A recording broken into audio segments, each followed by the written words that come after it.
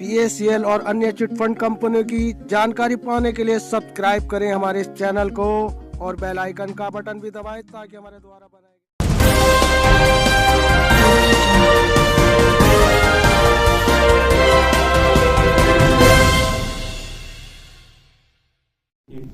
Sir मैं स्वार्थी हूँ इस मामले में कि आपके भी नजर में, विशेषकर मेरा दोबारा बोलने का मकसद ये है कि साइनाथ जी कि आप भी एक केस स्टडी जो मैंने देखा है उसको थोड़ा सा समझने का आप सब लोग भी प्रयास करिए। और हो सकता है कि मुझे एक आशा दिखाई दी है या कि कुछ सपोर्ट मिल जाए।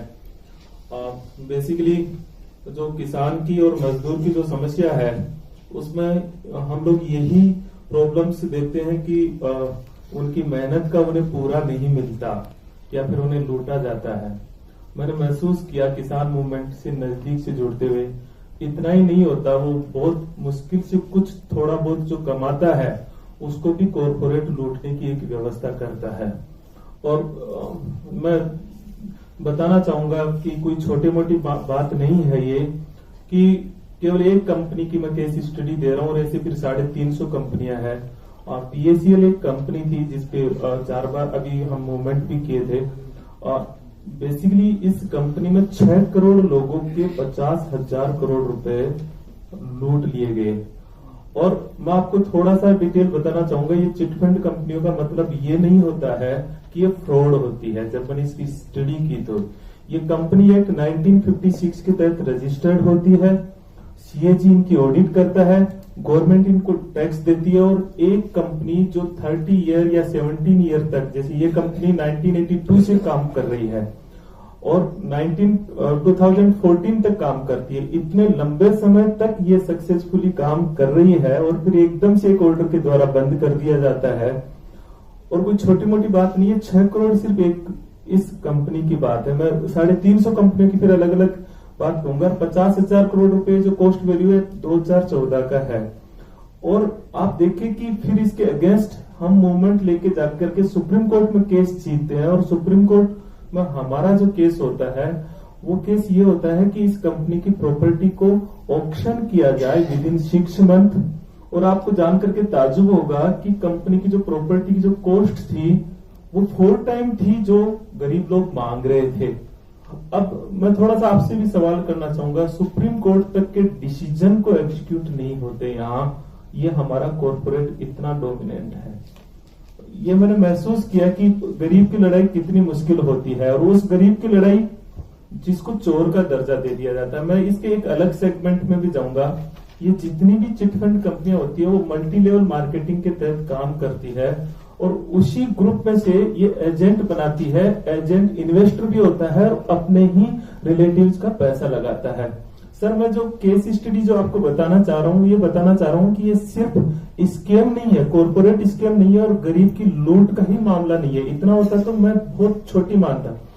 सर ये प्रॉब्लम्स केवल एक कंपनी की मैंने केस स्टडी की, 70 लाख जो ये एजेंट थे इसके रजिस्टर्ड एजेंट, सर उनके ह्यूमन राइट्स का मामला है। आज वो परिवार से बाहर निकल नहीं पा रहे हैं। मेरे चूंकि इनकी कहीं रिपोर्टिंग नहीं होती है, 300 एजेंट्स जो इन्वेस्टर भी थे और सारे एजेंट का मतलब कोई पैसे वाले नहीं होते हैं, बहुत गरीब होते हैं, उन्होंने सुसाइड कर लिया और कहीं रिपोर्टिंग तक नहीं है। और सबसे बड़ी बात है कि ये आपस में ही लड़ते हैं क्योंकि जो क्लोज के रिलेटिव्स होते हैं वो उनपे केस लगा देते हैं। केस नहीं सर, गरीबों की जो लड़ाई होती है वो किस तरह से होती है, कोई किसी के मवेशी खोल ले जाता है, कोई किसी के खेत पे कब्जा कर लेता है, कोई किसी के मकान को, या जैसे मोटरसाइकिल है तो मोटरसाइकिल को पकड़ के रख लेते हैं। ये बेचारे कहीं शिकायत भी दर्ज नहीं करवा सकते क्योंकि इन्हें फ्रॉड का दर्जा दे दिया जाता है। जबकि जिस समय कंपनियां काम करती है उस समय ये रजिस्टर्ड होती है according to government of India act. और फिर एकदम से इनको कह दिया जाता है कि नहीं ये फ्रॉड थी और आपने काम करने वाले भी लोग क्या थे, फ्रॉड थे।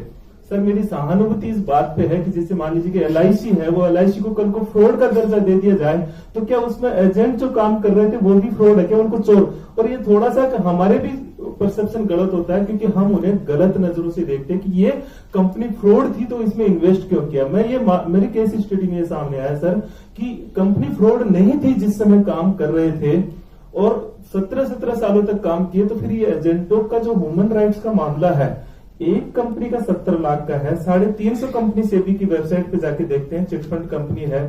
तो इस देश में कितने लूट जो है, लूट का जो मामला है वो लगभग 15 करोड़ फैमिलीज है सर। 15 करोड़ फैमिलीज का मतलब होता है लगभग 50 करोड़ वोटरों का मामला है ये। लेकिन इससे भी बड़ा मामला इस देश में ह्यूमन राइट वायलेंस का है, जो इनके एजेंटों के साथ में हो रहा है। मेरा ये मानना है सर कि इतने बड़े स्तर पर जो ग्रास रूट पे एक तरह से लोग लड़ रहे हैं और जिनके ह्यूमन राइट का वायलेंस हो रहा है, हम लोगों के हम तो कम से कम उसकी समस्याओं को कहीं ला सकते हैं, थे ना। हम फार्मर्स की प्रॉब्लम पे काम कर रहे हैं, लेकिन सर 70,000 लोग हम पार्लियामेंट स्ट्रीट पे आए, एक भी मीडिया में 2 सेंटेंस नहीं आया। मेरा सवाल सिर्फ ये भी है कि केवल हम एक बात पे वर्क करते हैं कि हेजिटेशन में नंबर्स कितने हो, लेकिन मुझे लगता है कि इन नंबर्स का अब कोई वैल्यू नहीं रहा है। मैं 2 लाख की संख्या भी नंबर्स लाके यहाँ रख देता हूँ, तो मुझे नहीं लगता कि इनकी प्रॉब्लम्स को हम जैसे बैठे हुए लोगों तक ये प्रॉब्लम्स भी पहुंच पाती है। तो ऐसे क्या तरीके निकाले जाए? तो मैं एक समस्या को आपके सामने, जो एक केस स्टडी थी एक पल्स कंपनी की, जिसपे सिर्फ एक पत्रकार रविश कुमार ने जब इसको समझा तो इस पे उन्होंने एक प्रोग्राम किया। बाकी सर हम लोग इतने, मैं इसकी लड़ाई को लड़ते लड़ते मैं खुद भी जो है भूल गया हूँ कि अपने आप के रूप में मुझे कभी कभी ये कहते हुए बड़ा शर्म होती है कि मैं उस देश में हूँ जहाँ पे प्रॉब्लम्स होना अलग बात है, लेकिन प्रॉब्लम्स को रिकॉग्नाइज ही नहीं किया जाता है।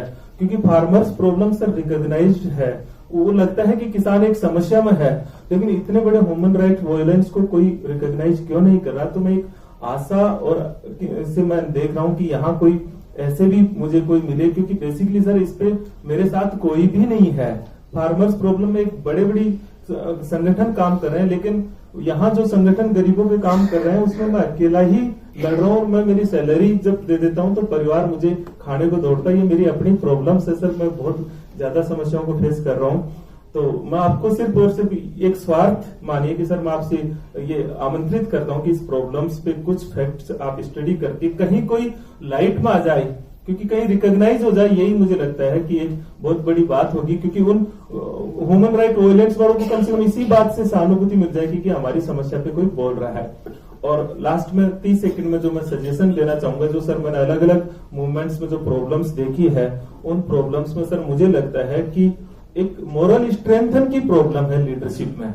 ये मैंने महसूस किया सर, क्योंकि चाहे जो कुछ हो, शायद इस देश में गांधी को भूला गया है, इसीलिए ये ताकतें मजबूत हुई है। इसीलिए ये ताकतें कहने पर बेझिझक कह देती है कि 2022-23 में किसान की आमदनी को दुगनी की जाएगी, जबकि उसके लिए जो एग्रीकल्चर ग्रोथ रेट चाहिए वो 10.4% चाहिए, जबकि अभी जो नए डेटा है या नहीं है वो 2% के आसपास है। तो इसके पीछे मुझे लगता है कि जो लिटरेचर बांटने की बात प्रोफेसर साहब कह रहे थे, मुझे लगता है कि लिटरेचर उस प्रॉब्लम से संबंधित बांटने के साथ साथ में आज जरूरत इस बात की भी है कि जो मूवमेंट में जो लीड कर रहे हैं, जो मूवमेंट में पार्टिसिपेट कर रहे हैं, उनके नैतिक सुदृढ़ता को, उनके मोरल स्ट्रेंथन को हम कैसे मजबूत करें, क्योंकि बिना मोरल स्ट्रेंथन के मूवमेंट टूट जाते हैं सर। Thank you. सर मैं स्वार्थी हूँ इस मामले में कि आपके भी नजर में, विशेषकर मेरा दोबारा बोलने का मकसद ये है कि साइनाथ जी कि आप भी एक केस स्टडी जो मैंने देखा है उसको थोड़ा सा समझने का आप सब लोग भी प्रयास करिए। हो सकता है कि मुझे एक आशा दिखाई दी है या कि कुछ सपोर्ट मिल जाए। बेसिकली जो किसान की और मजदूर की जो समस्या है उसमें हम लोग यही प्रॉब्लम्स देखते हैं कि उनकी मेहनत का उन्हें पूरा नहीं मिलता या फिर उन्हें लूटा जाता है। मैंने महसूस किया किसान मूवमेंट से नजदीक से जुड़ते हुए, इतना ही नहीं होता, वो बहुत मुश्किल से कुछ थोड़ा बहुत जो कमाता है उसको भी कॉर्पोरेट लूटने की एक व्यवस्था करता है। और मैं बताना चाहूंगा कि कोई छोटी मोटी बात नहीं है ये कि केवल एक कंपनी की मैं केस स्टडी दे रहा हूँ और ऐसे फिर 350 कंपनियां हैं। PACL एक कंपनी थी जिसपे 4 बार अभी हम मूवमेंट भी किए थे। बेसिकली इस कंपनी में 6 करोड़ लोगों के 50,000 करोड़ रुपए लूट लिए गए।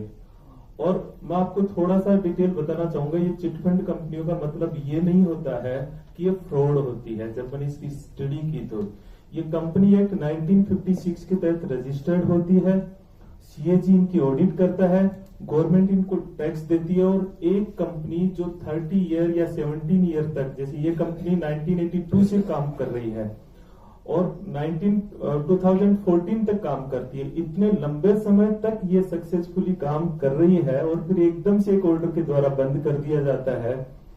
और कोई छोटी मोटी बात नहीं है, 6 करोड़ सिर्फ एक इस